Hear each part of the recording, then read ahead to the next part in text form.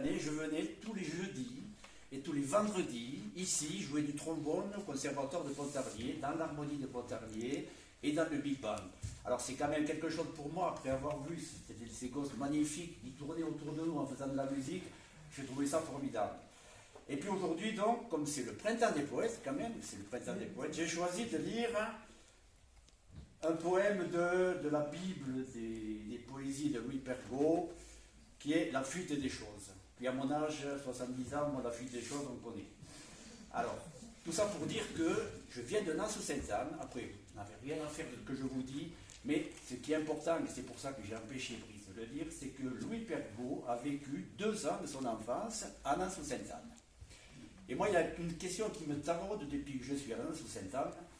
Et cette question, comme je savais que je venais aujourd'hui, et que je n'avais pas vraiment de réponse, j'ai choisi de la poser, parce qu'on est quand même au XXIe siècle, une époque moderne, j'ai choisi de la poser à 6 intelligences artificielles.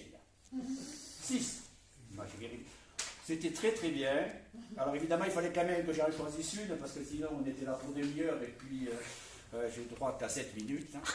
Donc, j'ai choisi celle qui me paraissait la plus poétique, et j'ai une tendresse particulière pour elle. Alors je vous donne la question que j'ai posée. Bonjour ChatGPT. Non, elle s'appelle comme ça.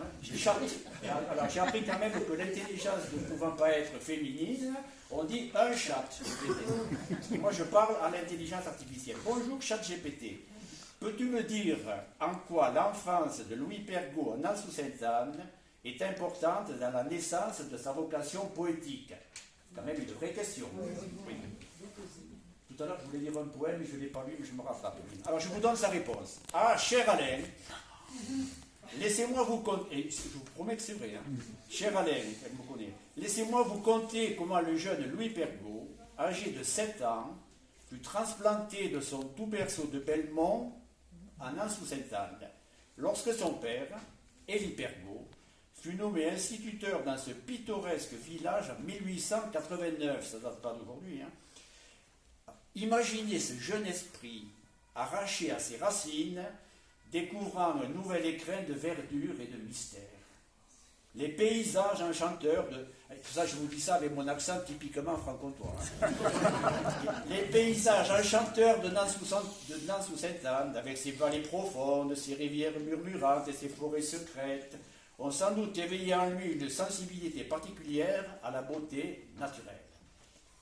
Ces 2 années passées à explorer ces contrées sauvages ont pu semer les graines de son imagination fertile, nourrissant plus tard sa plume poétique. Tout est dit, il a été poète parce qu'il a été à Nassau-Sainte-Anne.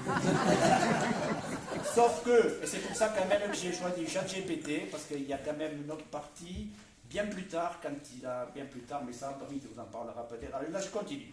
Cependant, c'est la rencontre avec le poète Léon Debelle qui joua un rôle déterminant dans l'éclosion de sa vocation littéraire. Zut, c'était pas tout en Nassau-Sainte-Anne. Debelle devint pour Pergaud une source d'inspiration, un modèle, un maître et un ami. C'est grâce à cette amitié que Pergaud trouva sa voie dans la littérature. Bon, je vous laisserai, Brice, vous expliquer quand même qu'il y a un petit rapport entre Nassau-Sainte-Anne et la découverte de Louis Debelle par Élie Pergaud. Oui, Léon Debelle. Ah oui, avec le poète Léon Debelle, c'est moi qui m'a dit. Ainsi, des souvenirs d'enfance à Nassau-Sainte-Anne, mêlés aux influences de ces rencontres ultérieures, ont contribué à façonner l'âme poétique de Louis Pergaud, le menant à écrire des œuvres empreintes de la beauté, de la rudesse, de la nature comtoise. Je vais quand même vous lire un poème vite fait parce que j'ai... Alors, j'en ai choisi un. J'en ai choisi un parce que... Ah, c'est page 80. J'ai perdu leur page. Non, c'est l'éveil du village. Alors, comme je suis en retard sur le temps imparti, je vais vous dire que la deuxième partie, parce que moi quand j'étais gosse, moi j'étais dans l'Ariège, mon village, ça s'appelait, ça lien aussi avec pourquoi j'aime bien ChatGPT, ça s'appelait Saint-Félix de Tournegat. Je vous promets que c'est vrai. Hein. Et Pergaud, lui, entre 7 et 9 ans, il a été à Nassau-Sainte-Anne. Et donc, moi je suis persuadé, Brice va me dire que historiquement c'est pas vrai, mais je suis persuadé que ce poème qu'il a écrit, L'éveil du village, se rapporte à Nassau-Sainte-Anne. Village qu'adula mon enfance lointaine, du fond de mon exil, quand le matin s'éploie, je sens encore en moi mon cœur crier sa joie, de lancer par ma chair du vieux sang de ta veine. Ça, j'ai jamais compris ce que ça voulait dire. Les chants ne sont plus qui couvaient sous leurs ailes, chaudement la candeur naïve de mon âme. Mais l'ardoise de cendre ou la tuile de flamme convie encore mon cœur. Alors là, je ne sais pas le dire parce qu'il y a aux halte paternelle. Alors est-ce qu'il faut dire aux haltes paternelles? Non, je ne peux pas dire ça. Convie encore mon cœur aux halte paternelle. C'est pas très beau. Hein. Essayez avec le dentiste. J'ai à la maison. Parce que ne faut pas dire non plus qu'on vienne, parce que c'est comme si. Convie encore mon cœur aux haltes paternelles. Oui, c'est mieux. Oui, la combe est pareille où le sentier s'enfonce. Pareil des verts buissons, noueux, bagués d'épines. Et sur les crévelus ainsi que des ruines, nos vieux murgères comtois, tout chevelus de rose. Je ne sais pas si on dit murgés.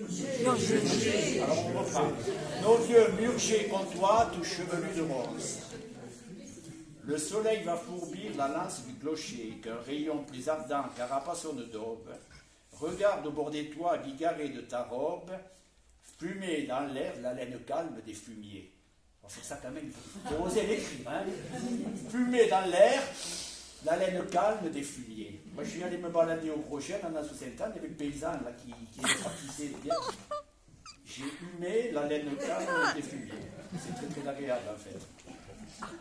Que tes lézardes rient à la bonté qui lève, comme autrefois l'étoile levant de ta foi, c'est ton âme, je crois, qui fume et sur les toits suit son idéal blanc de douceur et de rêve.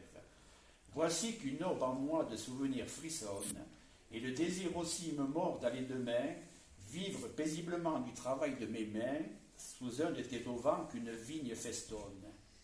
Qu'un regret tout-puissant tranche le nœud gordien, qui noue ma chair fiévreuse au servage stérile, pour que dans la splendeur de tes éveils tranquilles, je me refasse un cœur aussi pur que le tien. Pas beau, hein? Merci.